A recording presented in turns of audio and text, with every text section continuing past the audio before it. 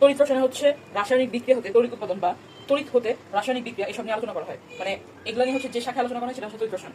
আর তড়িৎ রসায়নে কোষ আছে হচ্ছে দুইটা, একটা হচ্ছে তড়িৎ রাসায়নিক কোষ, আর একটা হচ্ছে তড়িৎ বিশ্লেষক কোষ।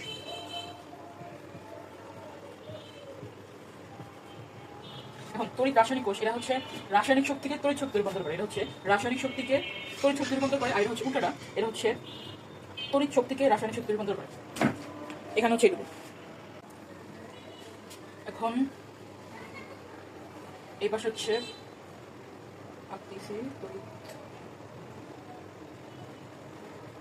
রাসায়নিক কোষ, এটা হচ্ছে তড়িৎ বিশ্লেষক কোষ।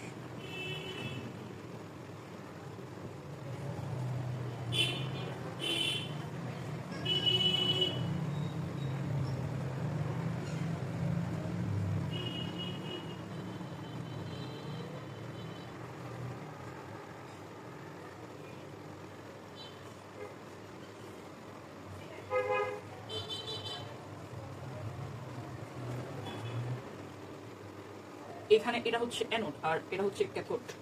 এটা অ্যানোড, এটা হচ্ছে ক্যাথোড। আর এখানে হচ্ছে উল্টাটা, এখানে এটা মাইনাস হবে, এটা প্লাস হবে। এটা হচ্ছে অ্যানোড, এটা হচ্ছে ক্যাথোড। এখন তড়িৎ বিশ্লেষক কোষে হচ্ছে ব্যাটারি যুক্ত থাকে, আর তড়িৎ রাসায়নিক কোষে ব্যাটারি যুক্ত থাকে না। এখানে হচ্ছে ইলেকট্রনের মানে প্রবাহ চলে, আর মানে বিদ্যুৎ প্রবাহ হয় পজিটিভ থেকে নেগেটিভের দিকে। আর বিদ্যুৎ যেদিকে প্রবাহিত হয় তার উল্টা দিকে প্রবাহিত হয় হচ্ছে ইলেকট্রন, তার মানে ইলেকট্রনের প্রবাহ হবে হচ্ছে মাইনাস থেকে প্লাসের দিকে। আর তড়িৎ রাসায়নিক কোষে হচ্ছে ইলেকট্রনের প্রবাহ চলে, মানে ইলেকট্রন এদিক থেকে এখানে যায়, তো এই জন্য এখানে এর প্রবাহটা হচ্ছে এইদিকে হচ্ছে, মানে ইলেকট্রনের প্রবাহ মাইনাস থেকে প্লাসের দিকে হয় এখানে, এই জন্য এখানে প্লাস। তো এরপরে এটা হচ্ছে এখন তড়িৎ রাসায়নিক কোষ হচ্ছে মানে এটা হচ্ছে একটা পাত্রের দেহ ভাগ করা যায়, আবার দুইটা পাত্র থাকে এরকম।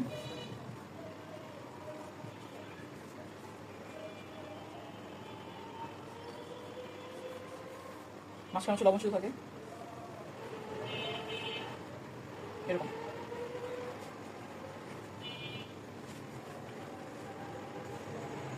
এখন তড়িৎ বিশ্লেষক কোষে হচ্ছে তড়িৎ শক্তি রূপান্তরিত হয় হচ্ছে রাসায়নিক শক্তিতে, আর এখানে হচ্ছে রাসায়নিক শক্তি রূপান্তরিত হয় তড়িৎ শক্তিতে। আর এখানে একটু যে চিপ রাখছিলাম এখানে তো ব্যাটারি যুক্ত ছিল, তাহলে এখানে হচ্ছে ব্যাটারি থাকে, আর এখানে ব্যাটারি নাই। আর এখানে অ্যানোড দেখছিলাম কি, এখানে অ্যানোড ছিল পজিটিভ আর ক্যাথোড ছিল নেগেটিভ। আর এখানে দেখছিলাম এখানে যেহেতু ইলেকট্রনের প্রবাহ চলে, ইলেকট্রনের প্রবাহ চলার কারণে মানে বিদ্যুৎ যেদিকে প্রবাহিত হয় তার বিপরীত দিকে হচ্ছে ইলেকট্রন প্রবাহ হয়, সেই জন্য উল্টা দিকে হবে, এখানে মাইনাস আর এখানে প্লাস, মানে এখানে অ্যানোড প্লাস, এখানে ক্যাথোড মাইনাস, এখানে অ্যানোড মাইনাস, এখানে ক্যাথোড প্লাস। আর এখানে এখানে হচ্ছে তড়িৎ উৎপন্ন হয়, এখানে তড়িৎ উৎপন্ন হয়, আর এখানে সরি এখানে হচ্ছে তড়িৎ উৎপন্ন হয় না, আর এখানে হচ্ছে তড়িৎ উৎপন্ন হয়, আর এখানে হয় না। এটা হচ্ছে এই দুটো হচ্ছে পার্থক্য ছিল। একটু দেখছিলাম যে এখানে যে তড়িৎ উৎপন্ন হয় না আর এখানে হচ্ছে তড়িৎ উৎপন্ন হয়, মানে এটা মানে তড়িৎ রাসায়নিক কোষ কি করছে, তড়িৎ রাসায়নিক কোষ হচ্ছে রাসায়নিক শক্তিকে তড়িৎ শক্তি রূপান্তর করছে, আর এটা তড়িৎ বিশ্লেষক কোষ হচ্ছে তড়িৎ শক্তিকে রাসায়নিক শক্তিতে রূপান্তর করছে। এখানে কি হচ্ছে রাসায়নিক শক্তি তড়িৎ শক্তিতে রূপান্তরিত হয়, তাহলে এখানে হচ্ছে তড়িৎ উৎপন্ন হয়, এখানে তড়িৎ উৎপন্ন হয়েছে তাই এখানে হবে উৎপন্ন হয়, তড়িৎ উৎপন্ন হয়, আর এখানে হয় নাই তাই হবে না, এরকম। তড়িৎ রাসায়নিক কোষে এখানে হচ্ছে একটা সিরিজ মনে রাখা লাগে, এটা হচ্ছে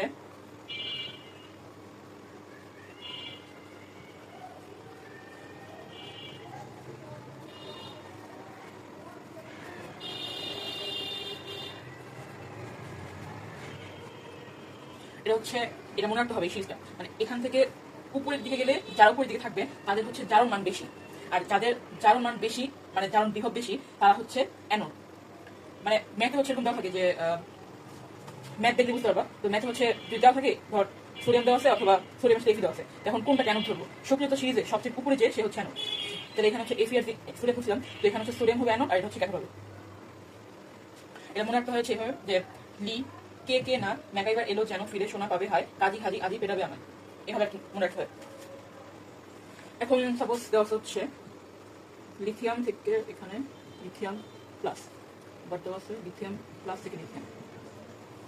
এখন যেটা হচ্ছে লিথিয়াম থেকে লিথিয়াম প্লাস আসছে এটা হচ্ছে জারণ, এখানে এটাতে বোঝা হচ্ছে এটা জারণ করছে, আর সরি আর এটাতে বোঝা হচ্ছে বিজারণ করছে।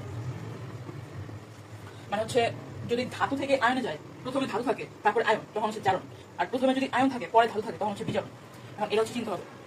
তারপর দেওয়া হচ্ছে এফি থেকে এফি টু প্লাস, আরেকটা দেওয়া এফি টু প্লাস থেকে তাহলে এটা যেহেতু ধাতু আগে আয়ন পড়ে, তাহলে এখানে হচ্ছে জারণ ঘটবে, আর এটা আয়ন আগে ধাতু পড়ে, তাই এখানে হচ্ছে বিজারণ ঘটবে।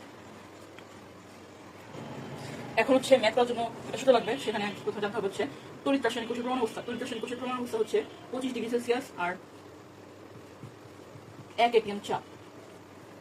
এখন এখানে হচ্ছে ই নট দ্বারা বোঝায় প্রমাণ অবস্থা। এখন যদি ই নটের এখানে দেখা সাপোজ এ বা এ প্লাস এখান থেকে, তাহলে এটা হচ্ছে ই নট মানে প্রমাণ অবস্থা। আর এটা দিয়ে শিখছিলাম কি ধাতু থেকে যদি আয়নে হয় তখন কি এটা হচ্ছে জারণ বোঝায়, তাহলে এটা হচ্ছে প্রমাণ জারণ বিভব। এটা দিয়ে বোঝাবে প্রমাণ জারণ বিভব, এটা দিয়ে বোঝাবে প্রমাণ জারণ বিভব। আর যদি দেখা থাকে ই নট বি প্লাস থেকে বি, তাহলে এটা হচ্ছে প্রমাণ বিজারণ বিভব এরকম। আর ই নট দ্বারা বোঝায় হচ্ছে প্রমাণ কোষ বিভব। ই নট দ্বারা বোঝায় প্রমাণ কোষ বিভব। যার জারণ বিভব হচ্ছে বেশি সেটা হচ্ছে অ্যানোড, যার জারণ বিভব কম সেটা হচ্ছে ক্যাথোড। যেমন এখানে যদি দেওয়া থাকে জিঙ্ক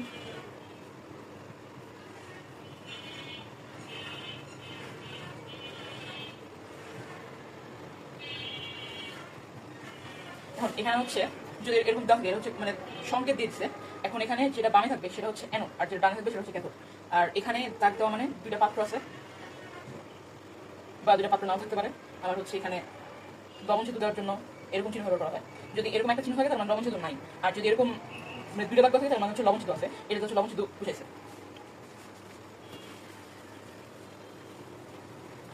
এখন সাপোজ এখানে পাত্র দেওয়া আছে,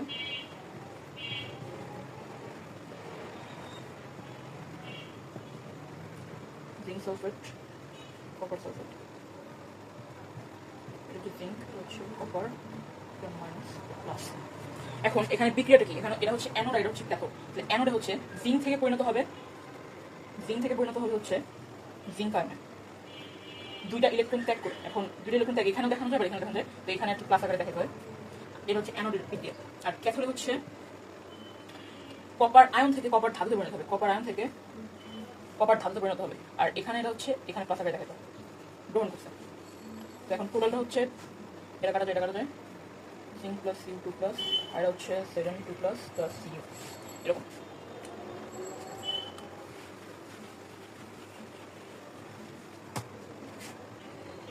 কোষ বিভব নির্ণয় সূত্র হচ্ছে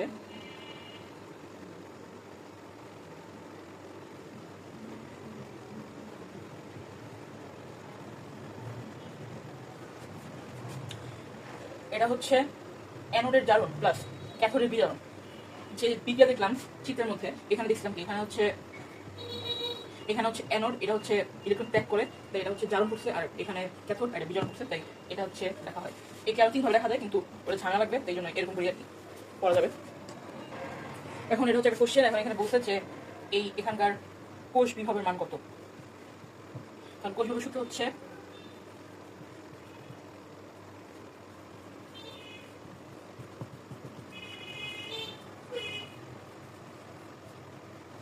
অ্যানোডের জারণ প্লাস ক্যাথোডের বিজারণ। এখন এখানে দেখতে হবে যে কোনটার মান দেওয়া আছে। এখন অ্যানোডের কোনটা অ্যানোড আর কোনটা ক্যাথোড এখান থেকে চিন্তা হবে, কারণ এখানে দেওয়া আছে যে এই এখানে বাম পাশে যেটা সেটা হচ্ছে অ্যানোড, আর যেটা বাম পাশে সেটা হচ্ছে ক্যাথোড। তাহলে যেহেতু দেওয়া হয়েছে অ্যানোড, তাহলে অ্যানোড দেখি। আর ক্যাথোড এটা ক্যাথোড হচ্ছে কপার থেকে কপার 2 প্লাস। এখানে দেওয়া আছে বিজারণ বিভবের মান, এখানে হচ্ছে বিজারণ বিভবের মান দেওয়া আছে। বিজারণ বিভবের মান কেমনে দেওয়া আছে, যদি হচ্ছে এরকম থাকতো Fe থেকে Fe2 প্লাস, তাহলে এটা দিয়ে বোঝায় হচ্ছে জারণ, মানে ধাতু আগে আয়ন পড়ে, এটা দিয়ে বোঝায় হচ্ছে জারণ বিভবের মান বোঝায়। আর এখানে উল্টা দেওয়া আছে আয়ন থেকে ধাতু, তাহলে এখানে দেওয়া আছে বিজারণ বিভবের মান। তাহলে দুই জায়গাতেই দেওয়া আছে বিজারণ বিভবের মান। এখন এটা হচ্ছে আমার তো লাগবে এখানে জারণ বিভব, তাহলে এটা কেমনে বের করবো। এখন এখানে যেটা দেওয়া থাকবে এটা যদি দেওয়া আছে বিজারণ বিভবের মান, মানটা ঠিক সেমই থাকবে, কিন্তু এখানে যে চিহ্নটা আছে এই চিহ্ন চেঞ্জ হয়ে যাবে। এখানে যেহেতু মাইনাস আছে তাহলে এখানে হচ্ছে প্লাস, মানে এই Fe2 প্লাস থেকে Fe এটা বিজারণ বিভবের মান যদি -0.64 ভোল্ট হয়, তাহলে এটা জারণ বিভবের মান এটাই থাকবে, শুধু চিহ্নটা প্লাস হয়ে যাবে, উল্টে যাবে। তাহলে এটার চিহ্ন প্লাস 0.64 ভোল্ট। এখন এটা এটা ভুল লিখছি, এটা হচ্ছে কপার 2 প্লাস থেকে কপার হবে, কারণ আমরা জানি কি বিজারণের ক্ষেত্রে হচ্ছে আয়ন থেকে ধাতুতে পরিণত হয়। তাহলে এখানে মানটা এটা দেওয়া আছে, তাহলে এটাই হবে 0.34 ভোল্ট। এখন হচ্ছে আসবে প্লাস 0.98 ভোল্ট এরকম। এখন এই ম্যাথের ক্ষেত্রে কোশ্চেন আসে যে পাত্রে রাখা যাবে কিনা। এখন যদি ইনট সেল মানে কোষ বিভবের মান 0 থেকে বড় হয় তাহলে এই বিক্রিয়াটা হচ্ছে স্বতঃস্ফূর্ত, মানে পাত্রে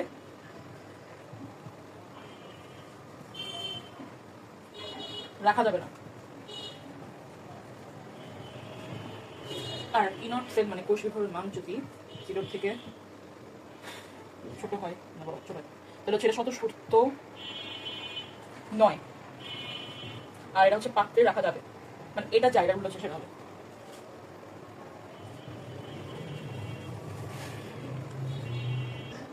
মানে বলতে গেলে এটা হচ্ছে যদি পজিটিভ হয় আর এর মান যদি নেগেটিভ হয় তখন আর কি এটা। এখন এখানে হচ্ছে প্রমাণ অবস্থায় যখন কোষের বিভব নির্ণয় করতে বলবে তখন হচ্ছে এই সূত্রটা হবে, এই যে প্রমাণ কোষ বিভব। প্রমাণ অবস্থায় হচ্ছে তাপমাত্রা থাকবে 25 ডিগ্রি সেলসিয়াস, ঘনমাত্রা থাকবে 1 মোলার এবং চাপ থাকবে 1 atm। আর এটা হচ্ছে যে কোনো অবস্থায় কোষের যদি 25 ডিগ্রি সেলসিয়াস আর ঘনমাত্রা 1 মোলার দেওয়া থাকে তখন হচ্ছে এটা দেখে করতে হবে। আর কোষের যদি তাপমাত্রা বললো হচ্ছে 30 ডিগ্রি সেলসিয়াস বা আচ্ছা তাপমাত্রা বললো হচ্ছে 30 ডিগ্রি সেলসিয়াস আর একটা হচ্ছে ঘনমাত্রা বললো 0.05, তাহলে এটা তো এর কোনো শর্তই মানে না, তাহলে এটা করতে হবে এই সমীকরণটি। আর এই সমীকরণটার নাম হচ্ছে নার্স সমীকরণ, এটা হচ্ছে এই সূত্র। আবার বললো 25 ডিগ্রি সেলসিয়াস কিন্তু ঘনমাত্রা দেওয়া সেটা, এটা ঘনমাত্রা যদি আমরা প্রমাণ অবস্থায় চাইতাম মানে হইতো তখন হচ্ছে 25 ডিগ্রি থাকতো, এটা 1 থাকতো, যে কোনো একটা না মিললেই বা তখন হচ্ছে এই নার্সের সমীকরণ করতে হবে। এখানে ই সেল হচ্ছে E nought cell minus RT divided by NF লন উৎপাদ ডিভাইডেড বাই বিক্রিয়া। এখন আর এর মান হচ্ছে 8.314 joule mole inverse 1 kelvin inverse 1, আর এফ এর মান হচ্ছে 96500 96500 কুলম। আর এন হচ্ছে আদান প্রদানকৃত ইলেকট্রনের মানে আদান প্রদানকৃত ইলেকট্রন, এটা হচ্ছে ম্যাথ করলেই বোঝা যাবে। এখন এটা হচ্ছে একটা কোশ্চেন, দুটো পাত্র দেওয়া আছে আর এই জারণ বিজন ভূমিতে দেখলে মান আছে বলছে ই সেলের মান কত, মানে কোষ বিভবের মান কত। এখন এটা হচ্ছে দেওয়া আছে 25 ডিগ্রি সেলসিয়াস, কিন্তু প্রমাণ অবস্থায় যদি হতে যায় তখন দরকার হচ্ছে 25 ডিগ্রি সেলসিয়াস তাপমাত্রা আর ঘনমাত্রা হচ্ছে 1 মোলার, কিন্তু এখানে ঘনমাত্রা দেওয়া আছে 0.5 0.25, তাই মিলে নেই। এই জন্য এখন মানে উপায় হচ্ছে নার্স সমীকরণ। তো নার্স সমীকরণ দেখে ম্যাচ করতে হবে। তো এখানে হচ্ছে জিঙ্ক থেকে এই যে এখানে হচ্ছে 2 প্লাস 2 মাইনাস আছে, তারপরে এখানে 2 প্লাস 2 মাইনাস আছে। দেখুন জিঙ্ক থেকে জিঙ্ক 2 প্লাস আসছে, মানে চিত্র দেখে বোঝা যাচ্ছে যে এটা ক্যাথোড এটা অ্যানোড, কারণ অ্যানোড হচ্ছে বাম পাশে থাকে। আর এমনি যদি মানে বুঝতে চাই তখন হচ্ছে ধাতু থেকে আয়ন পরিণত হয়েছে, এই যে এই ধাতু থেকে এই জিঙ্ক 2 প্লাস পরিণত হয়েছে, আর এখানে আয়ন থেকে ধাতু পরিণত হয়েছে, এটা হচ্ছে ক্যাথোড আর এটা হচ্ছে অ্যানোড। দেখুন অ্যানোডের বিক্রিয়া প্রথমে লিখতে হবে। অ্যানোডের বিক্রিয়া হচ্ছে জিঙ্ক থেকে পরিণত হয়েছে হচ্ছে জিঙ্ক 2 প্লাসে, আর এটা হচ্ছে 2 ইলেকট্রন ত্যাগ করছে। আর ক্যাথোডে হচ্ছে কপার আয়ন থেকে পরিণত হয়েছে কপারে, তবে 2 ইলেকট্রন গ্রহণ করছে। এখন এটা করা যায়, এটা হচ্ছে জিঙ্ক প্লাস Cu2 প্লাস, আর এখানে জিঙ্ক 2 প্লাস, আর এখানে প্লাস কপার। এখন এটা হচ্ছে করার উদ্দেশ্য হচ্ছে এখানে যে এন এর মানটা আছে, এন এর মানটা বের করার জন্য। এন এর মান ছিল মানে সূত্রে আর কি এন এর মান লাগবে, তো এন ছিল হচ্ছে আদান প্রদানকৃত ইলেকট্রনের সংখ্যা। তো এখানে কয়টা ইলেকট্রন আদান প্রদান হয়েছে? 2টা হয়েছে না? সাপোজ এখানে হচ্ছে একটা ইলেকট্রন ছিল, এখানে 2টা ছিল, তো 2টা সমান করার জন্য যত গুণ দেওয়া লাগতো তো ইলেকট্রনের সংখ্যা সমান হয়ে যেত, তখন সেটা কি হতো মানে এখানে সাপোজ 2টা ইলেকট্রন মানে ত্যাগ করছে আর এখানে 2টা ইলেকট্রন গ্রহণ করছে, 3টা ইলেকট্রন গ্রহণ করছে। তখন এখানে অ্যানোডে আর ক্যাথোডে ইলেকট্রন সংখ্যা সমান করতে হবে, তাহলে এখানে 3 গুণ দিতাম, এখানে হচ্ছে 2 গুণ দিতাম, তখন আদান প্রদান ইলেকট্রনের সংখ্যা আসছে 6। আর এখানে যেহেতু একবারে মিলে গেছে 2 আছে, তাহলে আদান প্রদান ইলেকট্রনের সংখ্যা হচ্ছে 2। যেমন এই আদান প্রদান ইলেকট্রন যদি বুঝতে চাই তাহলে আরেকটা ম্যাথ দেখাই, মানে এটা হচ্ছে এই ম্যাথটার মানে বোঝার জন্য দেখাচ্ছি, এটা এই ম্যাথের অংশ না। তো সাপোজ হচ্ছে অ্যালুমিনিয়াম থেকে হচ্ছে অ্যালুমিনিয়াম 3 প্লাস আছে, আর কপার থেকে হচ্ছে কপার 2 প্লাস এরকম আছে।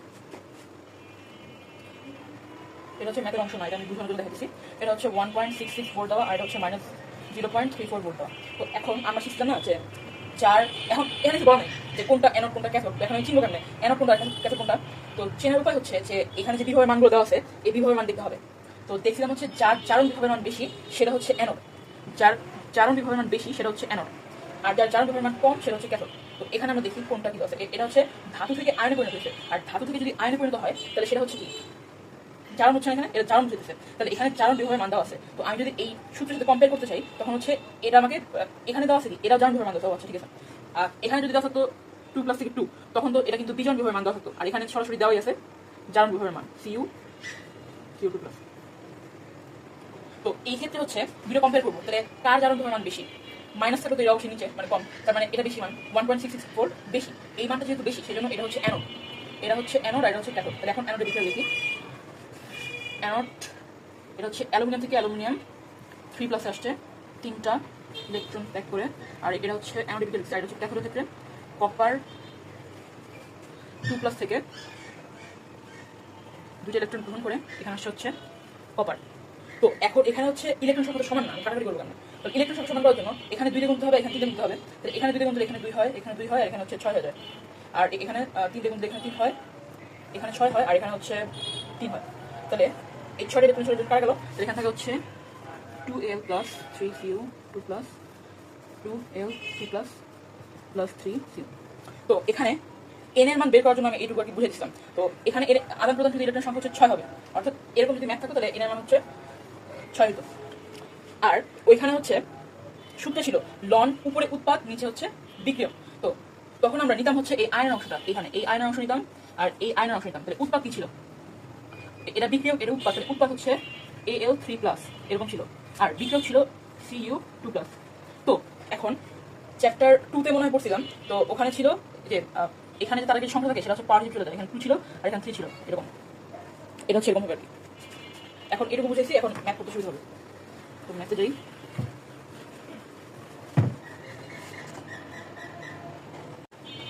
এখন ওইটুকু বুঝেছি হচ্ছে বোঝানোর জন্য।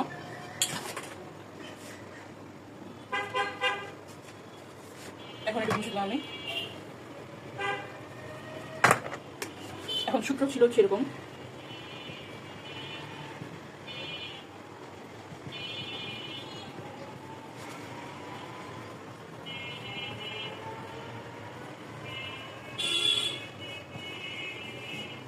এখন আমার ইনর সেলের মান দরকার। তো ইনর সেলের মান হচ্ছে এখানেও একবারে মেথড করা যায়, আবার হচ্ছে চাইলে আলাদা করা যায়। তো আমি এখানে করতেছি। তো ইনর সেলের মান বের করার জন্য দরকার হচ্ছে অ্যানোডের জারণ প্লাস ক্যাথোডের বিজারণ। তাহলে এখানে কি অ্যানোডের জারণ দেওয়া আছে? হ্যাঁ দেওয়া আছে, কারণ এটা ধাতু থেকে আয়নে পরিণত হয়। ধাতু থেকে যদি আয়নে পরিণত হয় তাহলে সেটা বোঝায় হচ্ছে জারণ, আর এটা হচ্ছে অ্যানোড। অ্যানোডের জারণ জিঙ্ক থেকে জিঙ্ক 2+। আর এখন ধরুন হচ্ছে ক্যাথোডের বিজারণ। ক্যাথোডের বিজারণ হচ্ছে প্রথমে আয়ন থাকবে, তারপরে থাকবে ধাতু, তারপরে হচ্ছে এগুলো আর কি আমি লিখলাম না। এখন এটা হচ্ছে এটার মান দেওয়া আছে আমার সরাসরি +0.76 ভোল্ট, আর এটার মান দেওয়া নাই, এটা উল্টা দেওয়া আছে। আমার দরকার হচ্ছে কপার আয়ন থেকে ধাতুতে, আর এখানে দেওয়া আছে ধাতু থেকে আয়নে। তাহলে এটার মানটা সেমই থাকবে 0.34, কিন্তু চিহ্নটা চেঞ্জ হয়ে যাবে, এখানে মাইনাস আছে এখানে প্লাস হবে। তো এরকম করে আর কি ইনর সেলের মান বের করতে হবে।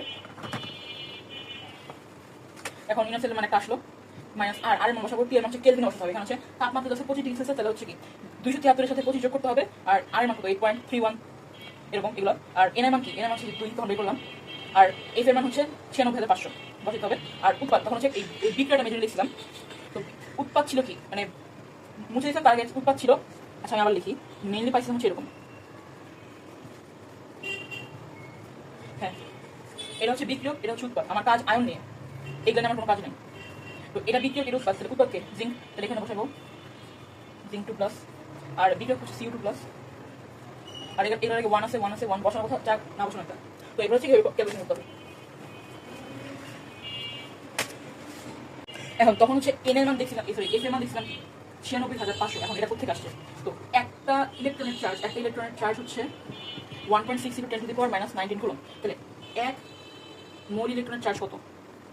1.6 × 10⁻⁻19 ইন্টু কি 1 মোল। এখন 1 মোল মানে হচ্ছে 6.022 × 10⁻23। তাহলে এটার সাথে গুণ হবে 6.022 × 10⁻23, তাহলে আসবে হচ্ছে 96500 কুলম্ব। আর এটা মানে হচ্ছে 1 ফ্যারাডে।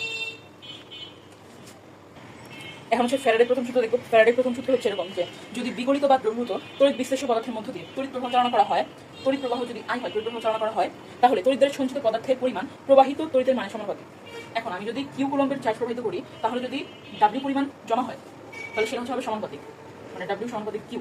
এখন W ইকুয়াল দেখা যায় Z কিউ, মানে একটু ধ্রুবক হচ্ছে Z কিউ, আবার Z ইকুয়াল হচ্ছে W/Q। আর এই Z হচ্ছে তড়িৎ রাসায়নিক তুল্যাঙ্ক।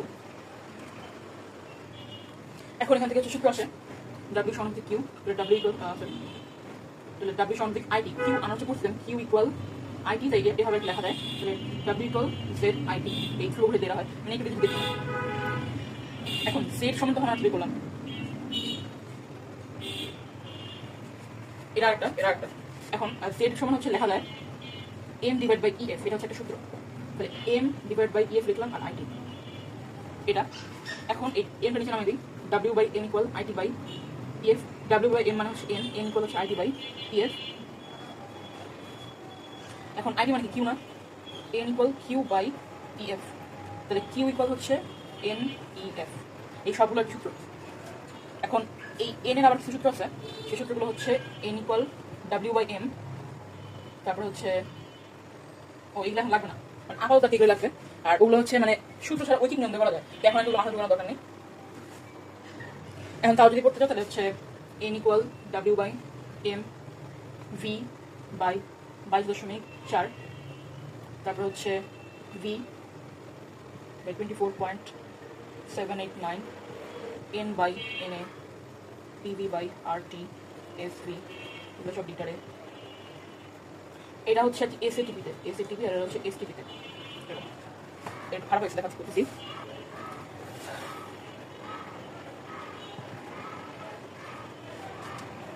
এরকম এখন এখানে হচ্ছে একটা ম্যাথ দেওয়া আছে। তো এই ম্যাথে বলছে হচ্ছে যে 100 মিলি অ্যাম্পিয়ার তড়িৎ যদি 2 ঘন্টা যাবত চালনা করা হয় তখন ঘনমাত্রার কি পরিবর্তন হবে। এটা হচ্ছে আরেকটা অঙ্ক। এখন এই অঙ্ক করার ক্ষেত্রে দরকার প্রথমে তড়িৎ বিশ্লেষণের পূর্বে কতটুকু ছিল আর তড়িৎ বিশ্লেষণের পর কতটুকু মানে পরিমাণটা ছিল এটা বের করতে হবে। তারপরে সেই পরিমাণ দিয়ে বের করতে হবে ঘনমাত্রা। তো প্রথমে বের করবো তড়িৎ বিশ্লেষণের পূর্বে।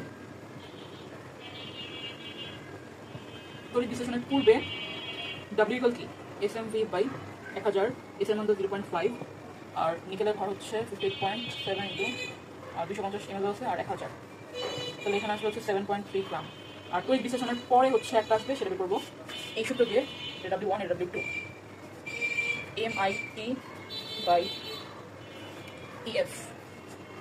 এম এর মান 58 আছে, এটা হচ্ছে এম এর মান 58.7, তারপরে আই এর মান হচ্ছে কত, এই যে 100 মিলি অ্যাম্পিয়ার, এটা 100 মিলি অ্যাম্পিয়ার দাও না, সেটা আমি লিখতেছি, এটা মুছে দিলাম, পাশে লিখে রাখি ডাব্লিউ ওয়ান পাইছিলাম 7.3 গ্রাম। এখন ডাব্লিউ টু বের করবো। ডাব্লিউ টু হচ্ছে এমআইটি বাই ইএফ। এম এর মান 58.7, আই এর মান হচ্ছে কি 100 মিলি অ্যাম্পিয়ার, এটাকে অ্যাম্পিয়ারে নিতে হবে। অ্যাম্পিয়ারে নিতে হলে 100 সাথে গুণ দিব 10 টু দি পাওয়ার -3। আর টি হচ্ছে 2 ঘন্টা, তাহলে কি 1 ঘন্টা সমান কত সেকেন্ড, 3600। 1 ঘন্টা সমান 3600 সেকেন্ড, তাহলে এটা দিব 2 দিয়ে গুণ, কত আসলে দেখে নিই। 1 ঘন্টা সমান কি 60 মিনিট, 1 মিনিটে 60 সেকেন্ড, 60 মিনিটে 36 সেকেন্ড। এরপর হচ্ছে ইএফ, ই এর মান কত, আদান প্রদান কিন্তু ইলেকট্রনের সংখ্যা। এখন এখানে হচ্ছে কি নিকেলের জন্য কি প্লাস 2 না, এই জন্য এখানে 2, আর এফ এর মান 96500, এখানে ক্যালকুলেশন করলে আসবে 0.219 গ্রাম। তো এখন অবশিষ্ট যে পরিমাণটা থাকে সেটা হচ্ছে বের করবো W one minus W two, তাহলে কি 7.3 মাইনাস 0.21, এগুলো আসার আনসার হচ্ছে 7.11। এখন এখান থেকে হচ্ছে ঘনমাত্রা বের করতে হবে। ঘনমাত্রা এস ইকুয়াল ডাব্লিউ ইন্টু 1000 ভাগ এম ইন্টু ভি, মানে যে এস ইকুয়াল যে ডাব্লিউ ইকুয়াল কি